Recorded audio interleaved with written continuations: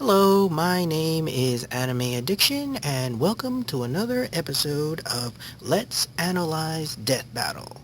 Today's episode will feature Gaara from Naruto and Toph from Avatar: The Last Airbender.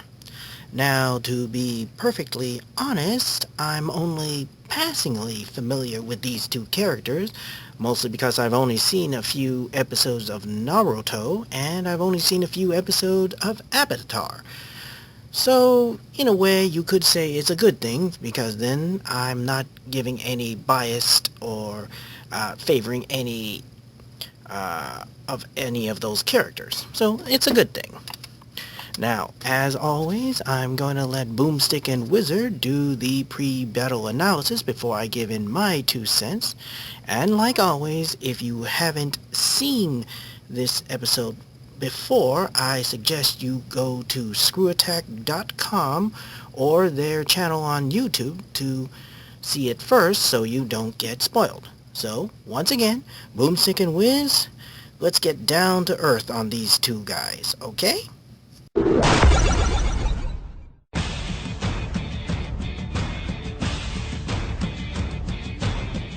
Throughout Death Battle, we've seen all manner of weapons and abilities, but these two combatants command the very earth around them. Gaara of the desert. And Toph Beifong, the blind bandit. He's Wiz and I'm Boomstick. And it's our job to analyze their weapons, armor, and skills to find out who would win a death battle. Gaara of the Desert is a short, skinny, pale stick of a kid, but he's also one of the deadliest shinobi in the world. He looks like a member of Green Day. Gaara is the son of the 4th Kazekage, leader of the village hidden in the sand. Born prematurely at the cost of his mother's life, Gaara was destined for a childhood of depression and loneliness from the get-go. Not even a minute old and already has a kill under his belt. Though, technically he had a little help. Because, you see, as he was being born, his father was like, "Hey, you know what'd be awesome? Using ninja magic to seal a horrible monster in my son's belly to turn him into an ultimate weapon."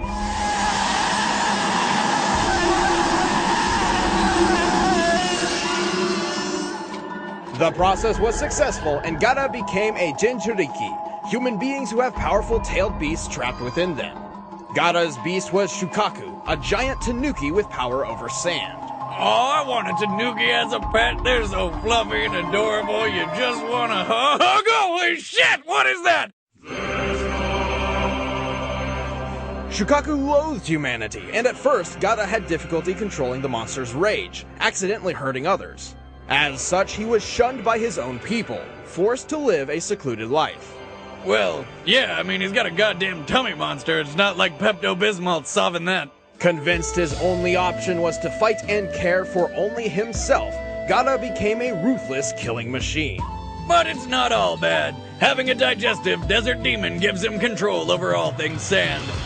He can wield it as a weapon using his mind to trap and crush his foes. Oh, and he can also use it to frickin' fly. How the hell does that work?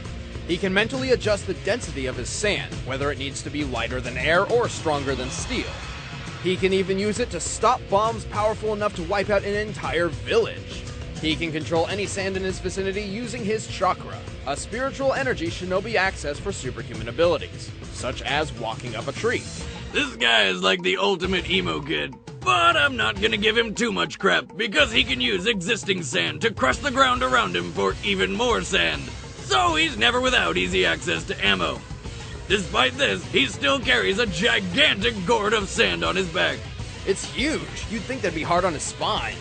Interestingly enough, its unique shape and size is a reference to how in Japanese folklore, tanukis were considered to be so well endowed they'd have to sling their testicles over their shoulders. Awesome. But the thing is, Gaara's gourd is not carrying any ordinary testicles. I mean sand. Gaara has infused his own chakra into the gourd sand. This directly links it to Gaara, making it much easier for him to control. He's so skilled with it, he can even forge weapons from it, bury people underground, or send it into another person's bloodstream and control them like some sort of puppet. Talk about an itch you're not gonna scratch. Also, Gaara eventually battled and defeated his own father, who happened to be a zombie at the time. His father used a magnetic release ability to control gold dust, much like Gaara does sand. Even though he can't do the zombie dad magnet thing, Gaara added gold dust to his gourd sand anyway, giving him more control over its weight. But wait, there's more. With her dying breath, Gaara's mother somehow imparted her own power into this sand. It became living sand, an extension of her will, determined to follow and protect Gaara. It will spring from the gourd to defend him from any danger, regardless of risk and without command. This absolute defensive technique is called the Absolute Defense. Pretty good name, really. Gaara's sand is so dense and fast, only someone who can move nearly the speed of sound can pass it.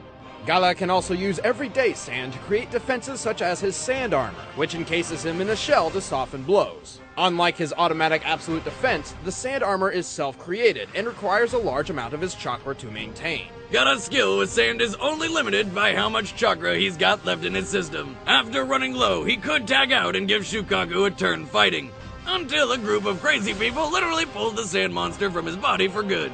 That must have hurt. It's gotta be like twice as bad as the night after Chipotle. He died. Oh, the same then. Turns out losing Shukaku was actually a blessing in disguise. After being resurrected, Gaara spent some time re-evaluating his emotional roller coaster of a life. Inspired by Naruto Uzumaki, he began to truly understand compassion. His attitude changed, his people began supporting him. He even commanded the allied shinobi forces during the Fourth Great Shinobi War. And, like his late father, Gaara also became... A zombie? Kazekage. Damn!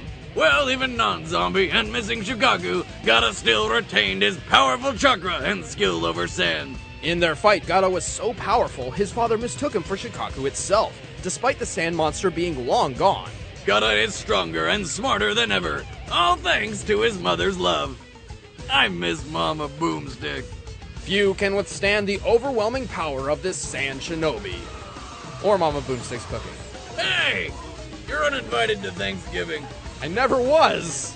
Exactly.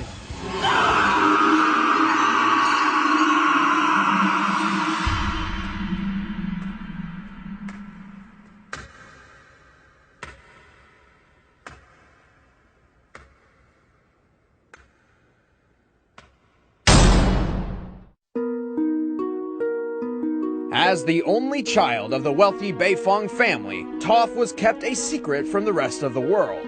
Hidden away, she was pampered and guarded like a fragile child. Her parents were hopeful she could someday become a noble, respected member of Earth Kingdom society. But their hopes were pretty much dashed from the moment she popped out. See those faded whites?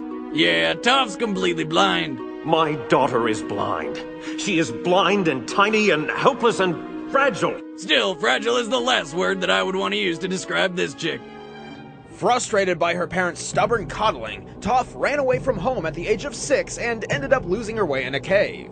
Until she was rescued by some giant badger moles.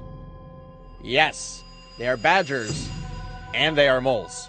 Imagine one of those things burrowing into your home. What kind of pest control do you even call for that? Oh wait, I know. Fire.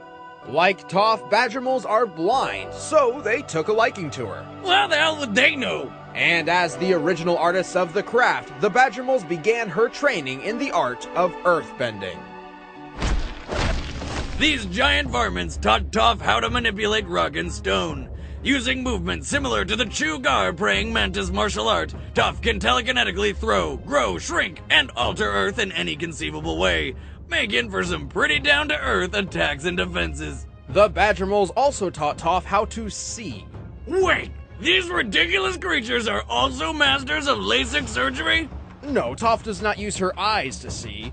Of course, her other senses are extremely accurate, and as a master earthbender, Toph can sense the location of Earth anywhere. Even more impressive, though, the badger moles navigate their tunnels using an earthbending technique known as the seismic sense, and Toph quickly picked up on this talent. It's kind of like sonar, detecting the exact location and movement of a person or object through their interaction with the ground. I feel the vibrations in the earth, and I can see where everything is. You, that tree, even those ants. She feels every movement, every footstep, every heartbeat, so precisely she can even tell if a person's lying. A woman who can always tell when I'm lying? No, thank you. Toph is so good at this that even her closest friends sometimes forget she's blind. Ow! Sorry. But don't worry, they're reminded. In only 6 years, Toph had completely mastered earthbending. She even won the Earth Rumble 4 tournament multiple times under her stage name, the Blind Bandit. But Toph didn't stop her training with just earthbending. At first, softer earth proved difficult for her seismic sense.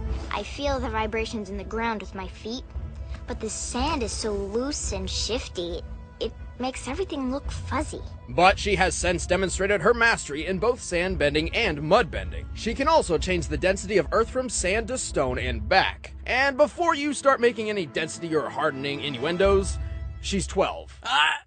Okay.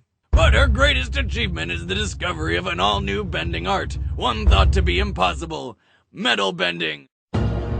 By manipulating the earthy composition within, Toph can bend nearly any type of metal just as well as stone, the exception being highly purified metals such as platinum. Toph quickly mastered metal bending and went on to teach it to others. She eventually even founded and led a metal bending police force. And that's after conquering Earth Rumble 4, holding up a building the size of a castle, defeating an entire army almost single-handedly, and dueling King Boomy to a standstill. And that guy's conquered an entire hostile city by himself.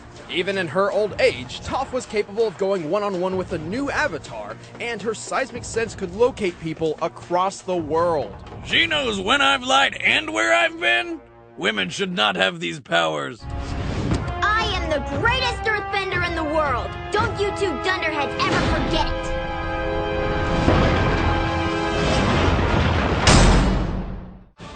Alright, the combatants are set. Let's end this debate once and for all. It's time for a death battle! Now, that was a very informative pre-battle analysis for both combatants, and I am impressed with both of them as well. Now, as for my 2 cents as to who I think might win this death battle, let's start with the character from the Naruto series, Gaara. Now, Gaara is a very formidable adversary, and I must say that Toph is going to have her hands full against this particular shinobi, especially since not only does he have complete control over sand, he has the ability to make more of it, and he's also got that ultimate defense of his in which they will protect him regardless of what he thinks and without command. So that gives him an added bonus of added defense, much like the supernatural cloak that Spawn had. However, there is a couple of things you should know. Now, just remember that the sand demon or tanuki that used to be in Gaara is now out, so he can't rely on that extra supernatural power in order to boost his own abilities as it did earlier in the Naruto series. Second of all, they did say that he does rely on his chakra, which more or less is like Goku relying on his ki. It is finite. It will eventually run out. And in many times that I've seen in the few episodes of the Naruto episodes, I've seen them run out of chakra. And when they run out of chakra, they're at a very bad disadvantage. So, that may play a part against his adversary, or against Gaara, when he's fighting against Toph, in which case that might also spell his downfall. Now, as for Toph, her so-called weakness of being blind is actually her greater asset, due to the fact that, unlike Gaara, she doesn't have to see in order to attack. She's got that seismic sense, and that in turn gives her a much better perception of her surroundings than Gaara does. Furthermore, she's got the advantage of manipulating not only rock, but also sand, and as well as the metal bending. Now, I'm not so certain how that could come into play, but it does sound like she does have at least a chance of turning Gaara's own element against him. They can both manipulate sand. Now, as to How much more or how much less she can do so is subject to interpretation. However, in the same time, she's also got the ability to control the density of the sand, and that could be her trump card against Gaara. Gaara may be able to make the sand either harder or lighter, but Toph can make the sand as hard or turn it completely into stone or turn it back into stone. So the ultimate defense of Gaara can be bypassed through that density manipulation, and that can play a part against Gaara and play into Toph's hands. Now, in the final analysis, who I think is going to win this death battle, I would have to give the win to Toph. She has actually more options than Gaara, and in many of the other death battles, it is the one who has more options and more versatility who is able to triumph over his or her opponent. Just like Chun-Li lost to Mai Shiranui because Mai had more options, just like Kratos lost to Spawn because Spawn had more versatility, and even in the final analysis against RoboCop versus Terminator, in the end it was RoboCop's human ingenuity and creativity which made him more versatile than the Terminator. But in this case here, I would have to say that Toph has that advantage over Gaara. So let's see if I'm right and start up this death battle. Boomstick and Whiz, let's get down to business.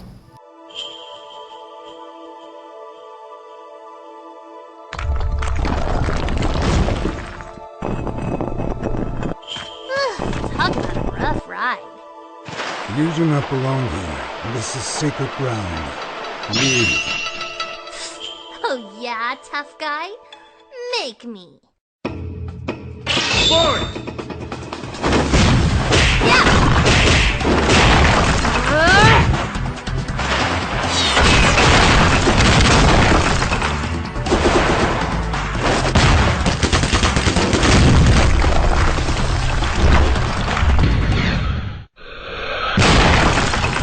Interesting.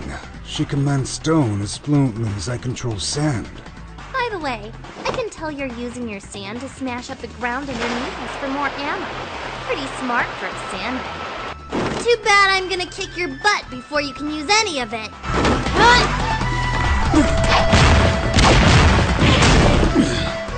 I can't underestimate her.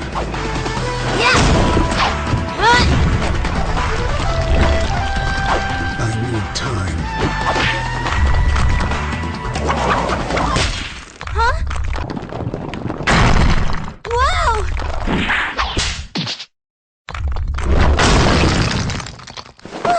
Sorry, Grumpy. I'm not ready to be a shish kebab just yet.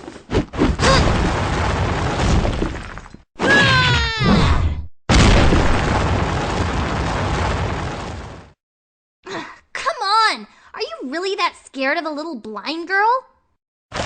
I'm touched.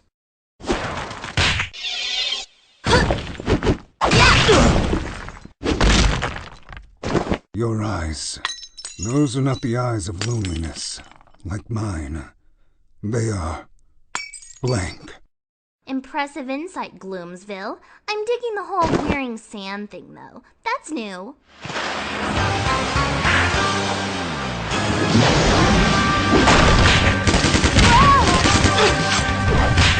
Hey, no fair! You need your arms to control the earth. I will remove them.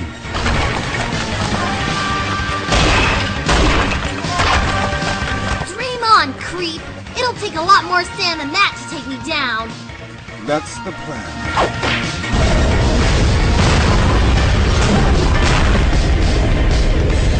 Oh, crap.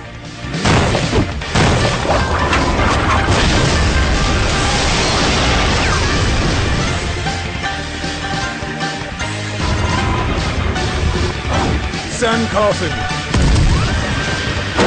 Sun burial.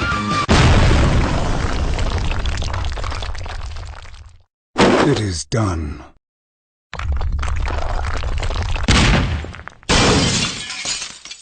Jeez, I almost felt that. That's impossible. You kidding? Pay attention, Sandy. I'm about to school you.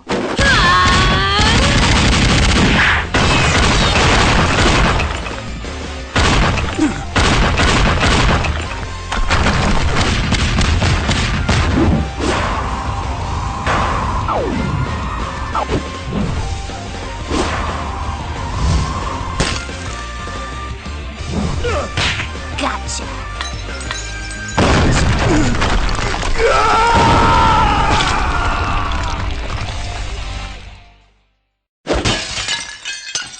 That's how it's done. KO! Oh, goddamn son of a shit weasel! Why did another anime character have to lose? Yeah, but here's why. Gaara's sand is monstrous, and its speed and power could easily obliterate most foes. But with Toph, it's another story. Really? She's friggin' blind, for God's sakes, and he can fly! Oh ho ho! In the official behind-the-scenes extras of the Avatar Book 2 DVD, we found this. Toph can feel the earth, even if it isn't connected to the ground. Toph is tough, but her real strength lies in her precision and technique. With her earthbending and seismic sense, she could see Gaara's attacks coming the instant they began, regardless of if he was in the air. While Gaara's chakra-infused sand is controlled by his late mother, it's still sand. Just like in an earthbending duel, Toph was able to influence it long enough to misdirect or block attacks. Also remember, Gaara added his father's gold dust to the mix, giving Toph 2 different bending options just in case. Unlike platinum, gold contains traces of iron and copper, and can be metal bent. To top this off, Gaara keeps himself covered in his sand armor, so Toph could always sense where he was. And it's specifically stated that the sand armor uses up large amounts of Gaara's own chakra, not his mother's sand. So, when he ran low on chakra, it became difficult to maintain. Thus, Toph had no problem turning Gaara's greatest defense into his worst weakness. Gaara couldn't stand up to Toph. I know you're floored. I really ground that one in, didn't I? What can I say? It's my earthly delight. The winner is Toph Beifong. No need to gravel about it. Can't we just bury the hatchet? I'm out. Wow, now that was a pretty good death battle, and I must say the end was pretty brutal, but in the final analysis, I was proven right, and Toph did pull out a win due to the fact that she was more versatile than Gaara. Now, you're all probably, or at least the Naruto fan, are probably arguing over the fact that Gaara should have won that battle, so let's go over it and see what we may or may not have missed. The first thing about this death battle that Naruto fans may be arguing about is the fact that Toph shouldn't have been able to see those air attacks from Gaara, and they did state in the death battle final analysis that Toph could see Earth coming from above, and you do remember some of the death battle videos which do show her with boulders coming at her. She did manage to dodge, and sand coming at her as well, and she was able to redirect it, and they were both not on the ground. So, in answer to that question, yes, she can sense Earth in the air. And that is the main difference. Now, if we're talking about birds or flies or things that have no Earth in them, then no, she wouldn't have been able to sense it. But unfortunately for Gaara, he used the element that Toph could sense. Even though it was in the air, she still managed to perceive it.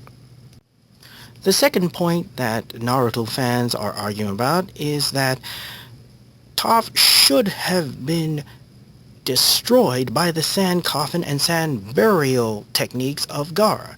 Now, the fact of the matter is, just as they said in the death battle pre-battle analysis, Toph can manipulate the density of the earth, including sand. So, even though she was enveloped by the crushing sand coffin, there's no reason not to think that she couldn't manipulate the density of that sand so it doesn't crush her. And the same thing goes with the metal elements of Gaara's sand, which includes those gold particles. So, if she is able to manipulate metal, then there's no reason to say that she can't create the same kind of armor that Gaara creates with his sand. So, she simply created an armor of metal. And that's all it needed to be to defeat those techniques. Now, another argument that Naruto fans would use is the fact that Gaara had used a substitution jutsu before. In other words, he'd switch out of his sand armors in order to avoid damage and whatnot. Now, this is true that he has used this tactic before. However, the fact of the matter is, this may not work against Toph due to the fact that she can sense things through the earth, and that includes sensing through Gaara's sand armor. She would know whether or not he was in there, and in this case, it wasn't fast enough to do the job, so unfortunately, that left Gaara trapped within his own sand armor. And finally, as I said before, Gaara relies on a limited amount of chakra in order to do his sand manipulation techniques. And just as it happened in Goku vs. Superman, eventually he ran out of gas. And by that point, Toph, with her own sand bending and earth bending techniques, simply overpowered Gaara. And even though I think that Gaara put up quite a good effort, and you can't blame him for going all out, in the end, Toph simply outmatched him due to the fact that she has much more power over the earth and sand in general than Gaara had with just sand alone. So in the end, Toph won the battle. Now, in the end, I do agree with the outcome of this death battle, and once again, that Boomstick and Wiz and the rest of the death battle team did a great job of researching this fight and giving us such great entertainment with the animation. However, there are a couple of things I must stress, and the first thing is Death Battle has nothing, and I mean nothing, against anime characters, and neither do I. I love anime, and that's why my nickname is Anime Addiction. However, when you go into these death battles, you must keep in mind that if you see your favorite character as one of the combatants, you have to keep in mind that there is a good possibility that your favorite character will lose the death battle. No one's invincible. If they were invincible, there would be no point in having them fight against somebody else, because you know they'd win because they're invincible. But they're not invincible. And the second thing you must remember is, not only do you have to prepare for the possibility that your character may lose, you should never, and I repeat, never, take it seriously if they do lose. For me, it's no real big deal if any of my characters ever lose or anything like that, because they're still great characters, and in this particular deathmatch, they just didn't have what it takes to defeat their adversary, and I can accept that. The Death Battle team does a lot of research and analysis, and they do it out of their own time and whatnot to give us a very entertaining show, and you gotta give them props for that. So, as I said before, look at these the way I do in these analysis. Objectively. Take a step back, throw away your bias, and look at it objectively, and that way, and above all, don't take it seriously. Never take it seriously. It's all just for fun. So until then, I hope you all enjoyed this analysis, and you all take care, and we'll see you next time.